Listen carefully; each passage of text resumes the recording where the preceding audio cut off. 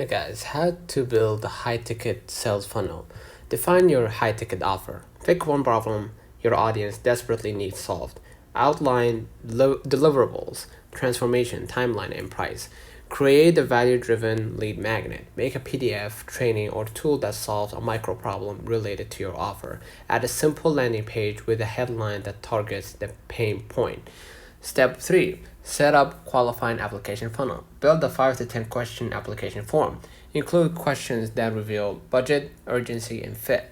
Create a short VSL, right? 5 to 7 minutes. Explain the problem, okay? Show the roadmap to the solution. Position yourself as the only logical choice.